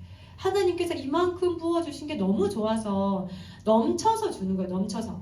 그때는 하나님께서 매일 사랑을 부어주시고, 하나님 내 인생 가운데 그거 아시죠? 너무 힘든 순간이 왔었을 때 제가 하는 것 중에 하나는 과거를 돌아봐요. 여기까지 나를 어떻게 인도해 주셨지? 내 삶의 순간에 하나님께서 어떻게 만져주셨지? 지금도 그래요. 지금도 사역을 하면서 내가 너무 힘든 순간이 올 때 내가 어떻게 여기에 와 있게 되었지? 지금도 깜짝깜짝 놀라요. 평범한 직장인이었던 내가 어떻게 선교사가 되어 있지? 지금도 너무 놀라워요.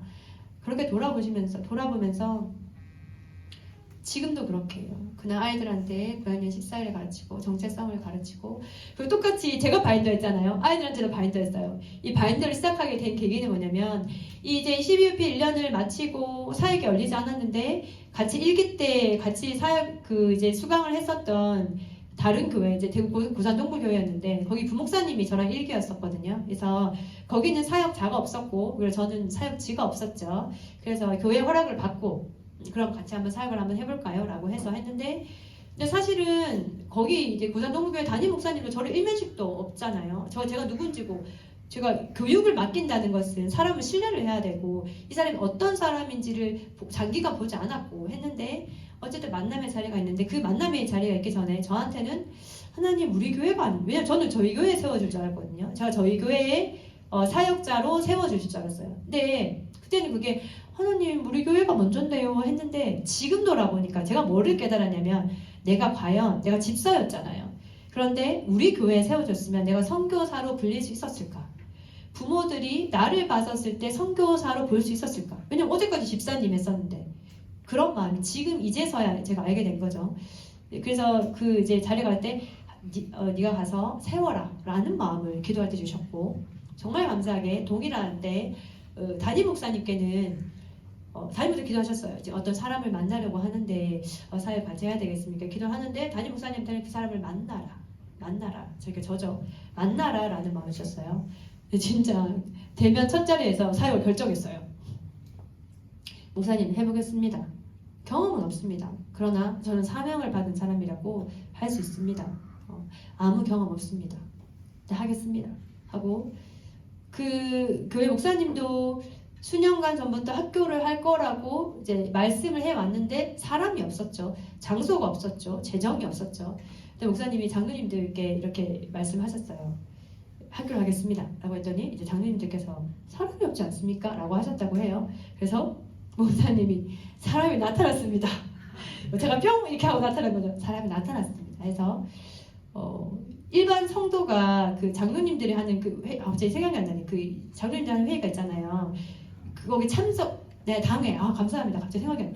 당회에 참석할 일이 없죠. 당연히 그렇죠. 근데 저는 이걸 계기로 당회에 들어가게 됐어요. 왜냐하면 뭘 할 건지 설명을 했었어야 됐거든요. 굉장히 지금 생각하면 빈약한 PPT였어요. 뭐 왜냐면 해본 적이 없으니까요. 근데 제가 이렇게 하겠습니다라고 가지고 가서 이제 그 장로님들과 목사님이 계신 자리에서 제가 사역을 할 것이고 제가 디렉터를 하겠습니다. 그리고 저는 이렇게 사역을 하겠습니다라고 했었을 때 마쳤어요. 제가 사역을 했었던 곳은 대구 수성구 쪽이었는데 대구 지역에서도 수능 만점자가 잘 나오고 그리고 학구열이 가장 높아서 고등학생이 되면은 이사를 하는 동네 지역 그 지역이 그 장로님들께서 이렇게 처음에 질문하시더라고요. 사역을 해본 경험 있습니까? 아니요, 없습니다. 그러나 IM 선교회는 10수년 이상을 해온 곳입니다. 라고 말씀을 드렸고 여기 학구열이 워낙 높아서 부모님들을 만족할 수 없을 텐데 어떻게 하실 겁니까? 라는 말씀도 하셨고요. 여러 말씀을 하셨지만 마음에 압박은 왔지만 제 마음에 어떤 마음이 있었냐면 하나님이 하게 하시면 하실 것이고 하나님이 어그로 뚫리면 안 되는 거지. 저한테는 그 믿음이 있었거든요. 그래서 하나님이 내 편인데 사람이 어찌 되게 하리오라는 마음이 있었어요. 그래서 아니 뭐 장로님들이 말씀이 나를 당연히 그렇죠. 왜냐하면 그분은 당연히 그랬을 거라고 생각해요. 사역을 해본 적이 없잖아요. 보여준 결과가 없잖아요. 그래서 그냥 하나님이 하게 하시면 하시겠지. 이 길이 아니면 아니시겠지. 이렇게 하는 마음 하고 돌아왔는데 그리고 광고를 내셨어요. 목사님은 우리 교회에서 이제 다음 주에 사역을 하겠습니다. 반가운 사역을 시작을 합니다라고 했는데 그때부터 한 분씩 재정을 들고 찾아오신 거예요. 목사님한테. 어떤 권사님은 300만 원, 어떤 권사님은 200만 원, 어떤 권사님은 1000만 원. 이렇게 해서 3천만 원의 재정이 굉장히 단시간에 모였어요. 그리고 목사님 이렇게 둘러봤더니 과거에 참고로 쓰고 있던 건물을 리모델링을 하면 되겠다라는 마음이 드셔서 거기를 개조해서 했는데 또 목사님께서 여기가 수성구라서 학구열이 높은데 뭐 아이들이 그렇게 오겠나라는 생각을 하셨던 것 같아요. 그리고 이제 그 10평 정도 되는 데였는데 독서실 책상을 쫙 깔았죠. 17개가 딱 놓이더라고요. 풀로 까니까. 그래서 깔았는데 모집을 했죠. 17명이 왔어요. 딱 17명. 한 명도 더도 덜도 말고 17명. 그래서 그 아이들과 함께 1년을 물론 코로나로 잠시 신경도 있었어요. 많은 특별한 일들이 참 많았고 많이 울면서 다녔어요. 집에서 왕복 2시간 정도 운전을 해서 다녀야 되는 거리였는데 왜냐면 나는 이렇게 이 아이들을 살리기 위해서 내가 사역을 하는데 정작 제 아이들은 시부모님께 맡겨서 얘는 TV 보고 있었거든요.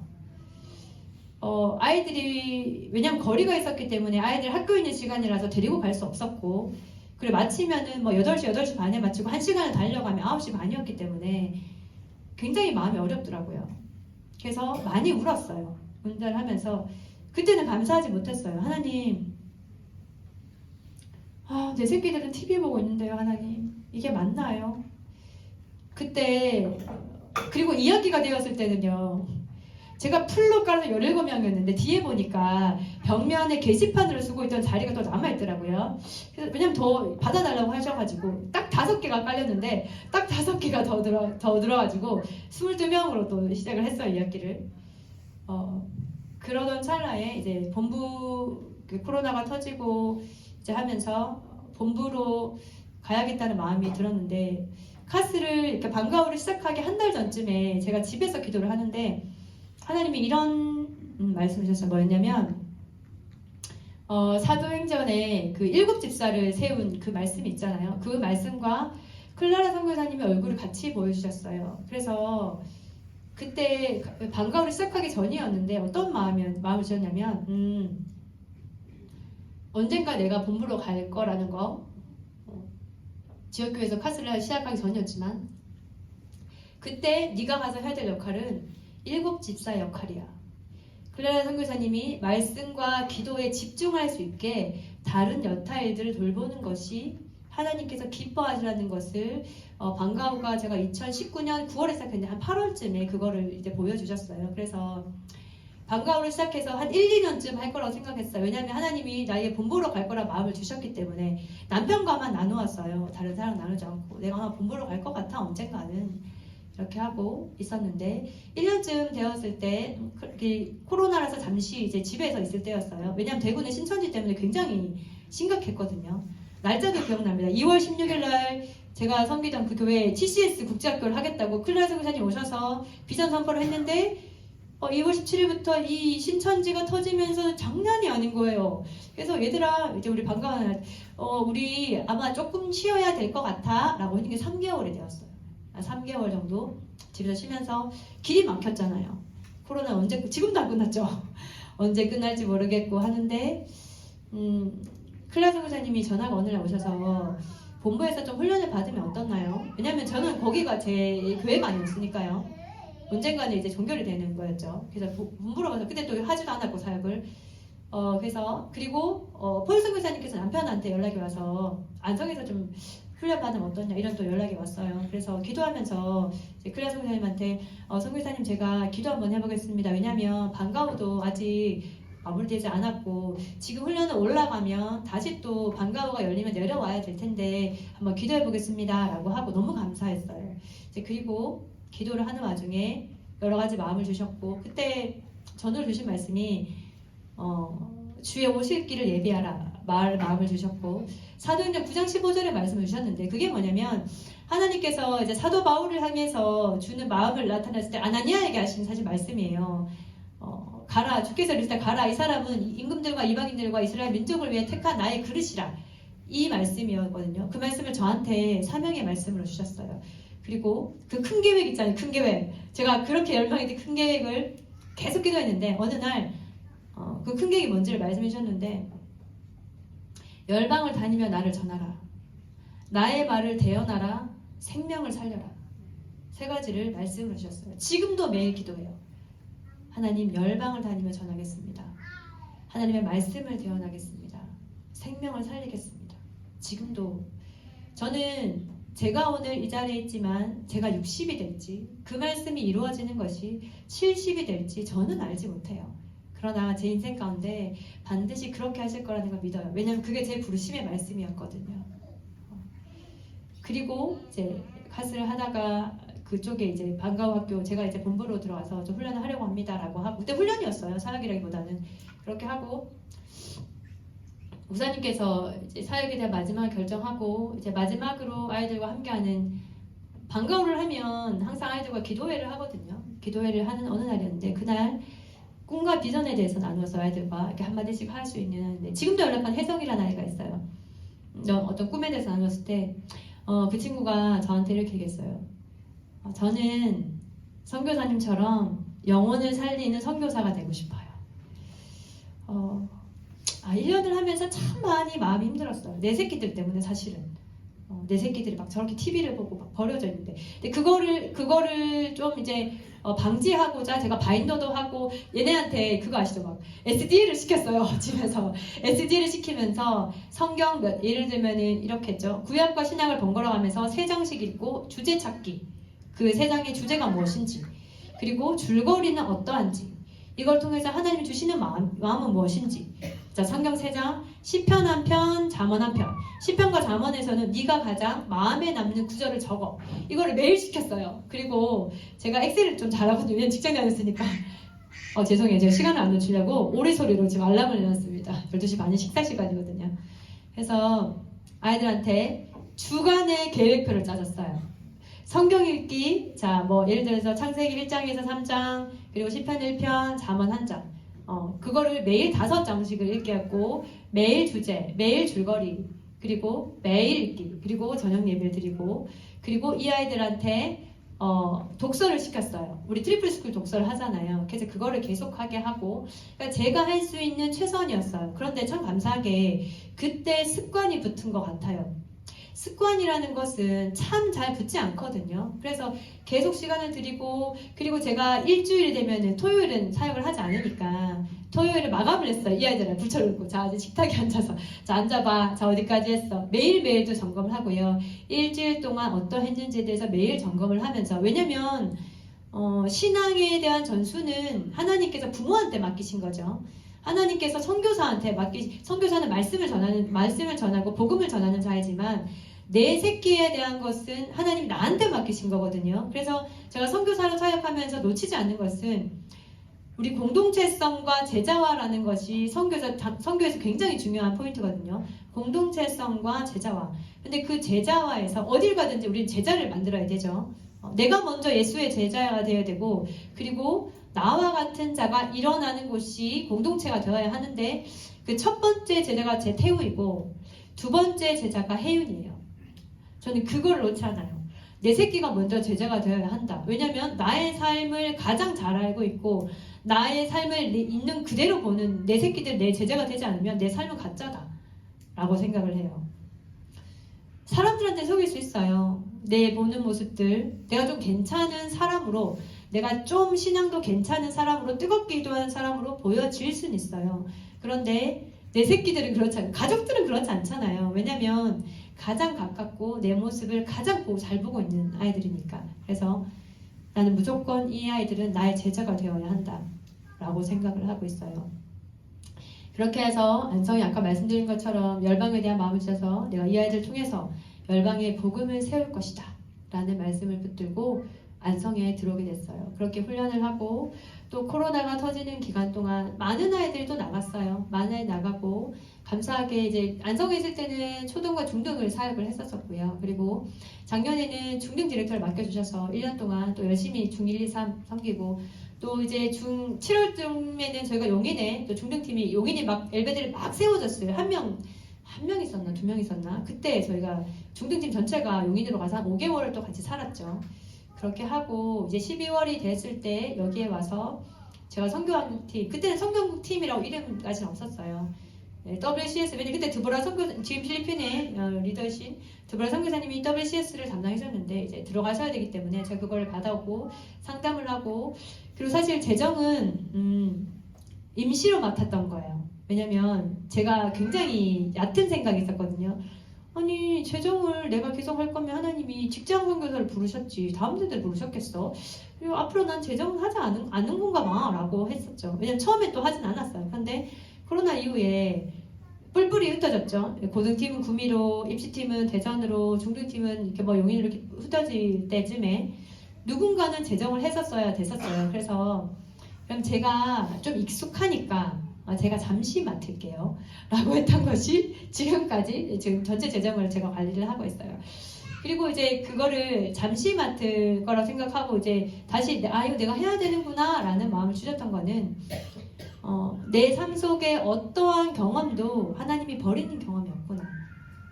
누군가 해야 되면 내가 하는 게 맞네 라는 생각을 왜냐면 저한테는 재정이 되게 동계산 하는 게 되게 힘들어 하시더라고요 다들. 근데 저한테는 그게 제일 쉽거든요. 왜냐면 오래 했으니까요. 익숙한 일이니까요. 그래서 지금도 그거를 하고 있어요. 자, 마무리하면서 아이들의 이야기를 많이 해야 할지 제 삶의 이야기를 많이 할지 두고 기도하면서 누군가는 한 사람이 나도 저렇게 한번 살아볼까? 나도 하나님 나라에서 한번 살아볼까? 그런 생각을 한 사람이라도 했으면 좋겠다는 마음으로 제 이야기를 좀 나누었고요. 제 아이들의 얘기를 잠시 나누자면 아까 14살, 12살 아이가 있다고 했고요. 제가 이제 큰아이는 고졸까지 마쳤어요. 저희는 선교사들은 검정고시를 빨리 치고 그리고 이제 사역을 하고 그리고 사이버 대학을 다니면서 현장으로 이제 들어가거든요. 제가 12회 강의를 지금 이제 저는 끝났어요. 제가 11개, 3번이 11개 정도 찍은 것 같던데 제가 찍을 때 제가 강의를 이렇게 찍으면 촬영자가 제 아들인 거예요. 매번은 아니었지만 그래서 이렇게 정말 얼마나 기쁘고 얼마나 마음이 뜨거운지 내 아들과 내가 같이 동력자구나. 어느 날 선교사, 전 종신 선교사입니다. 어느 날 저 아이가 종신 선교사의 자녀는 선교사예요. 저희는 그렇게 선교사로 세워지거든요. 아이들도 똑같이 선택 여지는 없어요.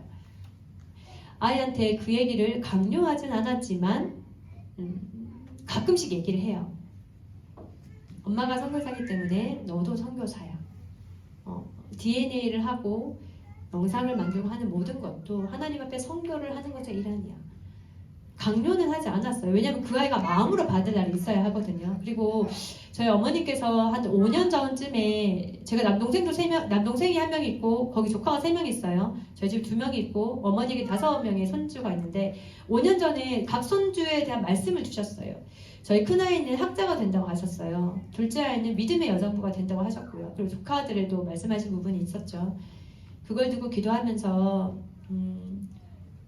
첫 번째 직업은 선교사가 되어야 된다 생각해요. 어쩌면 우리 큰아이가 계속 IM 선교사 사역을 할지 아니면 어떤 인생을 살지 저는 알지 못해요. 그러나 하나님 주신 말씀 붙들고 기도하고 있는데 한 달쯤 전인가 큰아이가 저한테 자려고 이렇게 해서 했는데 질문을 했어요. 엄마, 제가 선교사가 되기를 원하세요? 이렇게 질문하더라고요. 근데 제가 이것도 굉장히 놀라웠어요. 왜냐면 내가 14살에, 왜냐면 제가 중 1, 2, 3을 담당해 봤잖아요. 내가 14살의 아이와 이런 대화를 나눌 수 있다니. 일단 거기에 대한 감격이 굉장히 컸고요. 왜냐면 제가 하나만 나누자면 제가 대구에서 안성으로 오려고 하면 모든 짐을 버려요. 왜냐면 제가 아파트에 살고 있어서 지금 짐이 얼마나 많았겠어요. 다 버려야 되죠. 안성이 방앗간이니까. 냉장고 버리고, 냉장고 어머니 드렸구나. 뭐 소파 버리고, 뭐 버리고, 뭐 다 버렸어요. 그 버리는 결정을 하면서 우리가 함께 1년을 기도했거든요. 아이들과 함께. 저는 하나님 길을 열어주세요. 우리 태우는 하나님 그냥 지금 사는 아파트에 살고 싶어요. 뭐 이런 거였고 했던 그 아이와 나눴던 게 있었는데 본부를 정작 안성을 가야 할지를 결정을 두고 있을 때 제 아이가 이렇게 얘기를 했어요. 저는 지금도 그것이 그 아이의 생각이 나오는 생각이라고 생각하지 않아요. 이렇게 얘기했어요.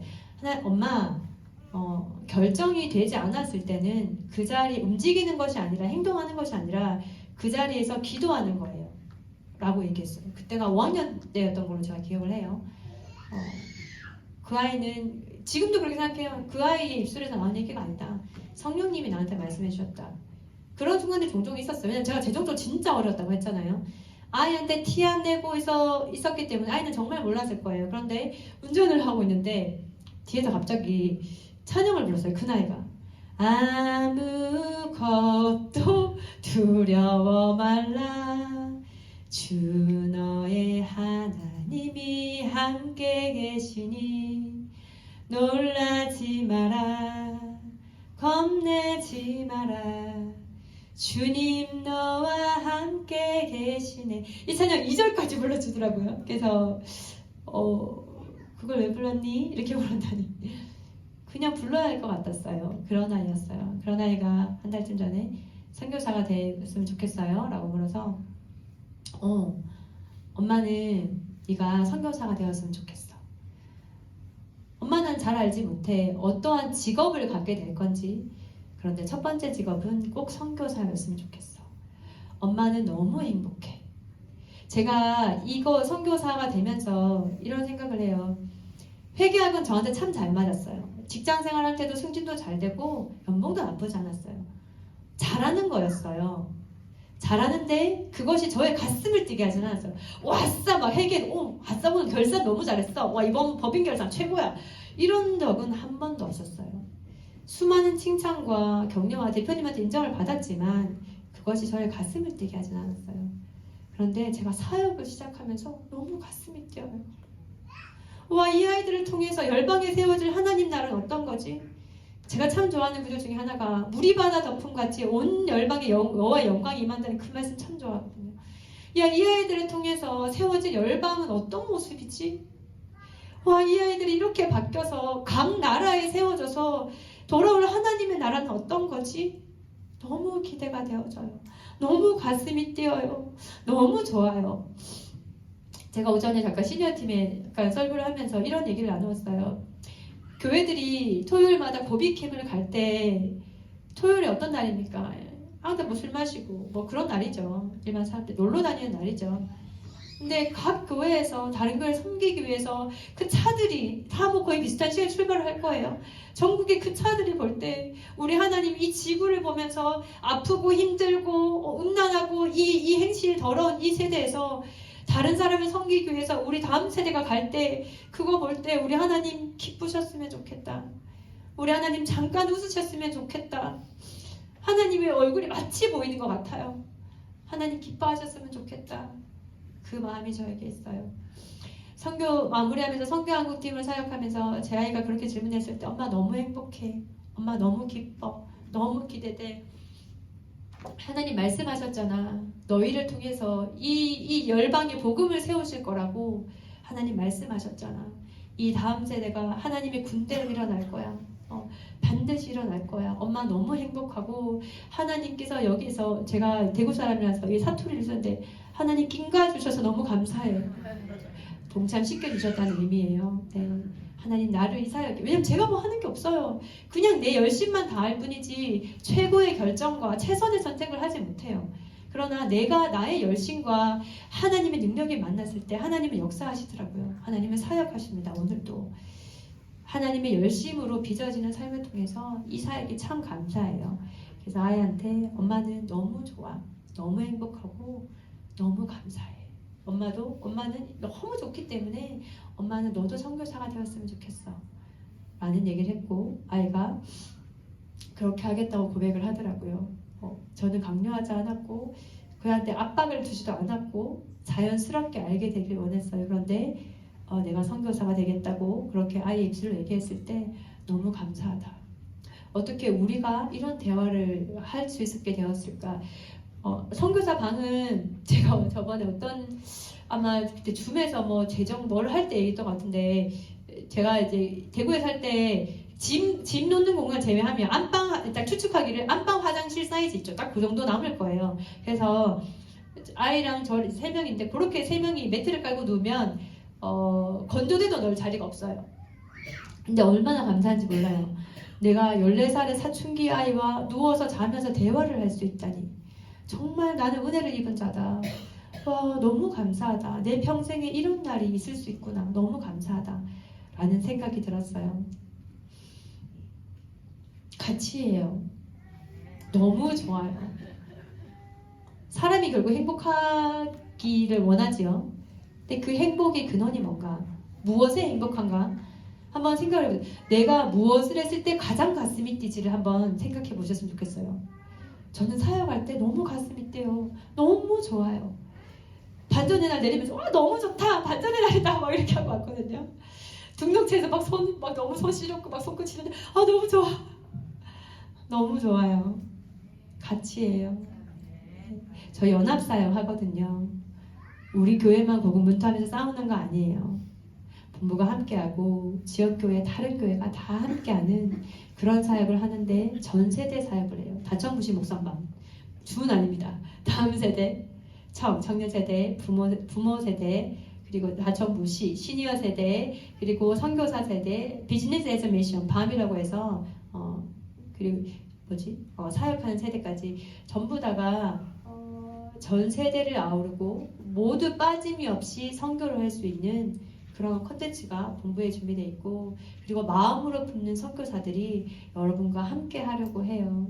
제 이 짧을 수도 있고 길 수도 있는 시간 동안 각자에게 주신 말씀과 감동은 다를 수 있어요. 그런데 하나 남으셨으면 좋겠어요. 우리의 삶이 얼마가 될지 몰라요. 제가 직장 다닐 때 22살에 특리병이 심장마비를 죽은 아이도 있었고요. 네. 어느 날 출근을 했는데 왜냐면 제가 공장이 끼고 있는 회사를 다녔기 때문에 명령 특례병도 있었고 20대 초반 아이들 출근을 해서 했더니 심장마비를 죽었다고 얘기를 들었어요. 그걸 보면서 굉장히 큰 충격이 받았기 때문에 지금도 기억해요. 사람의 삶은 얼마나 될지 몰라요. 얼마나 제가 지금 이제 내년에 45인데 생각을 해봤어요. 내가 이 땅에서 얼마의 삶을 더 살 수 있을까 생각을 하면서 내가 더 뜨겁게 남은 이제 하나님 나라에서 더 달려가야지. 나 진짜 열심히 살아야지. 하나님 앞에 갔을 때 하나님 저 왔어요 했을 때 착하고 충성된 종아 수고하였다. 뭐 대단한 상 물론 상도 좋습니다. 네. 하나님이 그렇게 하나 주시면 그걸로 충분할 것 같아요. 지금까지 어떠한 삶을 살았건 이후에 내가 삶을 살아갈 때 내가 진짜 하나님 나라 위해서 한번 달려가 봐야지 그 결단이 이 중에 있는 누군가의 마음속에 있기를 간절히 바라는 마음으로 제 간증을 마치겠습니다. 네, 감사합니다.